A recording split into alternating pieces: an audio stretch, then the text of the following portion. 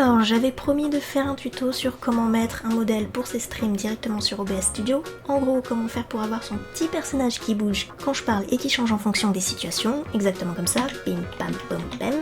Voilà. Tout d'abord, je voulais préciser que le tuto ne vient pas de moi, je me suis basée sur un tuto de Camille64, un grand merci à elle, qui elle-même s'est basée sur un autre youtubeur américain je crois, du nom de Fatsack Fails, je sais pas si je prononce bien son pseudo. En tout cas, leurs vidéos à tous les deux seront en description, vous pouvez aller les voir si ça vous intéresse. Je vais plus faire une sorte d'amélioration de la vidéo de Camille, donc si un jour quelqu'un veut reprendre le même tuto en améliorant quelques petits trucs, bah allez-y hein.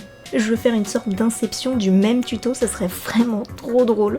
Sachez que ce tuto est découpé en 5 étapes, plus une étape bonus pour l'ajout d'accessoires supplémentaires. C'est mon tout premier tuto, donc j'espère sincèrement qu'il sera bien compréhensible et que ça aidera un maximum de monde. Étape 1, faire ses modèles. Bon, en premier lieu, il va vous falloir vos petits modèles. Qu'ils soient créés par vous-même ou par un logiciel, par exemple Gacha Live, on s'en fout. Le plus important, c'est que pour chacun de vos persos, il faudra 2 images. Une bouche fermée et une bouche ouverte. À partir de là, vous pouvez choisir les émotions que vous voulez, les positions, les différents costumes, les accessoires, etc. etc. Exactement comme je suis en train de vous montrer maintenant. Là, par exemple, j'ai fait différents costumes. Hein. Une baston, un fantôme, un avec juste des moustaches, un Pokémon Bulbizarre et ma version scientifique. Étape 2, le plugin Move Transition. Pour faire bouger votre modèle, il faudra télécharger le plugin OBS Move Transition. Il sera en description bien entendu, normalement il sert pour les transitions de scène, mais pour ce tuto, il permettra de faire bouger le perso en le mettant en communication avec le micro.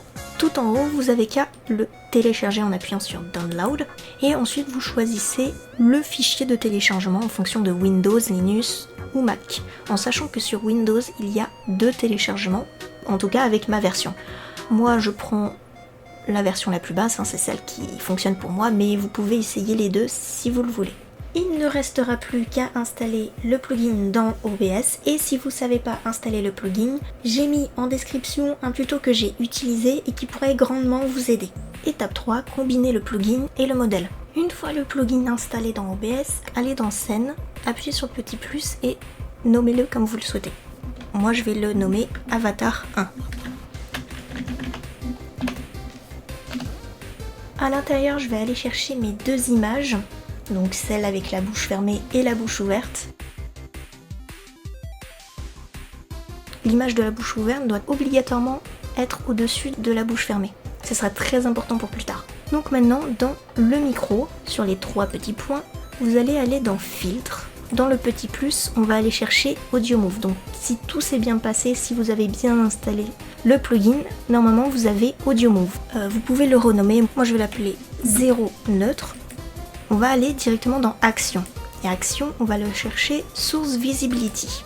Ensuite, on va choisir la scène qu'on vient de créer, là en l'occurrence Avatar 1, et dans la source, on va chercher notre bouche ouverte. Dans Tether Hold Action, on doit mettre sur Enable Over and Disable Under. En gros, ça veut dire que quand le micro va détecter du son, l'image de la bouche va apparaître et quand il n'y aura plus de son, il disparaîtra. Dans Tether Hold, on peut le mettre à 1. Je sais pas trop à quoi ça sert, mais je sais que ça fonctionne quand il est sur 1. Donc voilà, si tout s'est bien passé, quand je parle, vous pouvez voir mon personnage ouvrir la bouche et fermer la bouche quand j'arrête de parler. Il n'y a plus qu'à mettre les images dans un fichier groupe que je vais appeler 0 neutre. Voilà, toujours avec la bouche ouverte au-dessus de la bouche fermée. Et voilà, vous avez la grande globalité de comment faire pour mettre déjà un avatar. Il manquera juste à le faire un peu bouger pour lui donner un petit peu plus de vie, parce que là, il est vachement statique. Mais avant ça, je vais vous montrer comment mettre une autre émotion à mon personnage. Donc je vais exactement faire pareil, sauf que je vais pas changer de scène. Contrairement au tuto de Camille qui, elle, fait plusieurs scènes, moi je vais tout mettre dans une seule scène. Ça sera plus facile pour ranger mes avatars en fonction des touches que je vais utiliser plus tard. Dans la même scène, je vais ajouter de nouvelles images. Par exemple, ce que je veux, ce serait les cœurs. Donc la bouche fermée et la bouche ouverte. Avec la bouche ouverte toujours au-dessus de la bouche fermée. 3 petits points du micro, je vais dans Filtre. Dans le petit plus, je vais chercher un audio move que je vais appeler un cœur. Dans action, je vais chercher source visibility. Je vais chercher ma scène avatar 1 et la source de ma bouche qui est cœur 2. Dans Tirzal Action, je prends Enable Over and Disable Under et je mets le Threshold à 1. Voilà, comme vous pouvez le voir, ça fonctionne. Comme d'habitude, je crée un groupe que cette fois je vais appeler un cœur. Je mets mes deux images dans le cœur et ce que j'aime bien c'est mettre le cœur en dessous. Voilà, comme ça je vous ai montré comment mettre plusieurs modèles que vous souhaitez dans une seule scène. Perso, ce que j'aime bien c'est ajouter plusieurs scènes pour différents styles d'avatar, par exemple en faire deux de mon personnage normal, en faire un autre avec des costumes et tout ça. Bon, pour l'instant j'ai pas assez d'avatars différents pour faire ça, mais je vais vous montrer comment faire ça plus tard. Maintenant, j'aimerais donner un effet plus vivant à mon personnage pour qu'il puisse bouger. Il va falloir que je crée une nouvelle scène que je vais appeler caméra avatar. Et dans la source, avec le petit plus, je vais chercher ma scène avatar 1. Voilà. Dans le micro, avec les trois petits points, je vais rajouter un filtre pour le faire bouger. Je vais aller dans le plus, rajouter encore un audio move que je vais appeler avatar 1 en référence à ma scène avatar 1. Celle-là, ce que j'aime bien faire, c'est la mettre tout devant. On ne touche pas à meter type. Dans Hazing, on va le mettre à 80. On laisse action sur transform et dans scène, on choisit la scène qu'on vient de créer, donc caméra avatar. Dans la source, on choisit avatar 1 et pour la position, on va faire position Y pour qu'il aille de haut en bas. Base value, on n'y touche pas et dans factor, on le met à 500. Sachez que c'est ma configuration personnelle pour mes avatars. Pour vous, en fonction de votre personnage, de la taille de vos PNG, de vos micros, ça peut être bien différent. Il y en a où 500 ça sera peut-être juste, il y en a où ça sera beaucoup trop. Ça sera en fonction de vous. Et là, comme vous pouvez voir, il y a une sorte de petit saut que mon personnage fait quand je parle. Étape 4, raccourci clavier. On a bien notre perso qui parle en fonction de notre micro. Maintenant, je vais vous montrer comment je fais pour les raccourcis clavier. Parce que oui, là, pour l'instant, on voit les deux aspects de mon personnage. Donc, mon personnage normal et mon personnage cœur. Voilà, on les voit tous les deux et ça donne un aspect un peu dégueu, genre ils se superposent. Pour ceci, il va vous falloir aller dans Paramètres, dans Raccourci clavier, et il va falloir chercher votre scène Avatar 1. Le nom des scènes est à gauche. Comme vous pouvez voir, mes deux PNG que je viens mettre, donc le neutre et le cœur, et c'est à partir de là que je vais mettre des raccourcis clavier. Bon, donc pour afficher mon avatar, moi ce que je fais, c'est que je mets un 0. Pour afficher mon avatar cœur, je vais ajouter le 1. Et pour les cacher et les faire disparaître, c'est là où, perso, ça va être un peu plus technique pour moi et peut-être un peu plus dégueu pour la plupart des gens. C'est que pour les cacher, par exemple, pour cacher tout ce qui n'est pas mon 0 neutre, je vais mettre tous les autres nombres de mon pavel. Donc 1, 2, 3, jusqu'au 9. Voilà, pour l'instant ça va être le 1.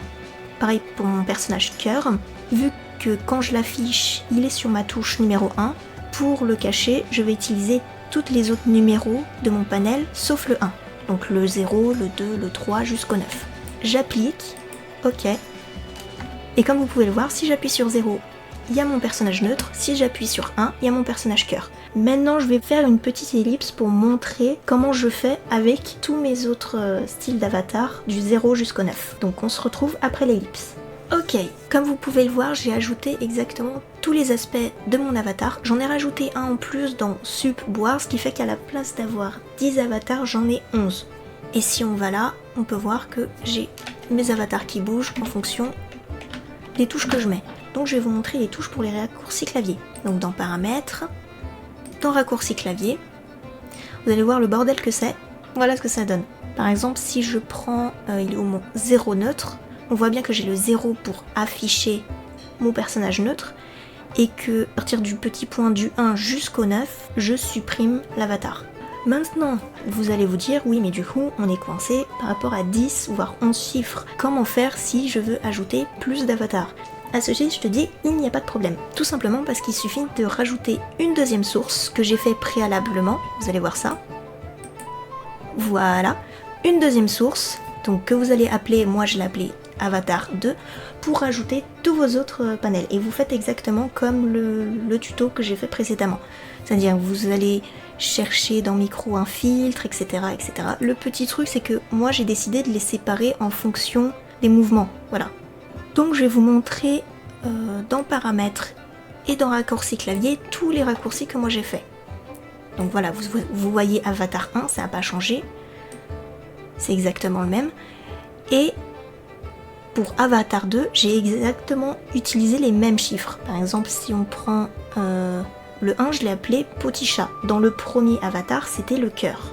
Dans le Avatar 2, c'est le Petit Chat. Là, on voit bien qu'on est sur Avatar 2. Donc je reviens dans mon Petit Chat. Dans mon Petit Chat, j'ai mis le 1.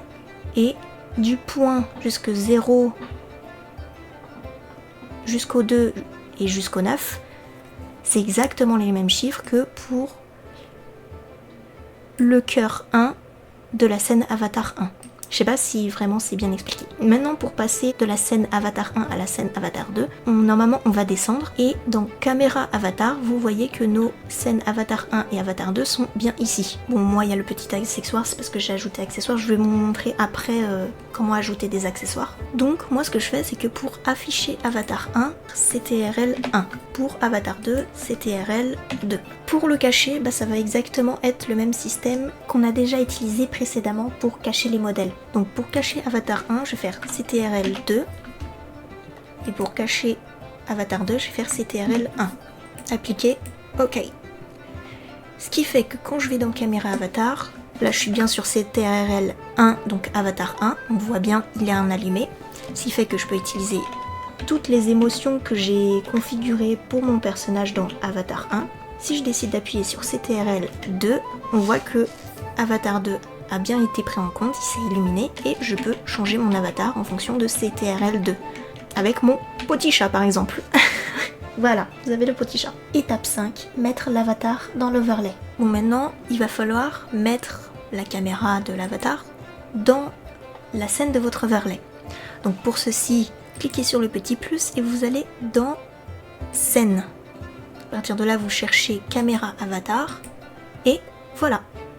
Plus qu'à le configurer là où vous voulez, voilà, le mettre au milieu. Et là, vous avez la scène de votre avatar avec vos personnages qui peuvent bouger. Vous pouvez changer la scène de votre avatar entre Avatar 1 et Avatar 2. Voilà. Là, je peux changer. Je l'ai mis sur Avatar 1. Étape bonus, ajout d'accessoires.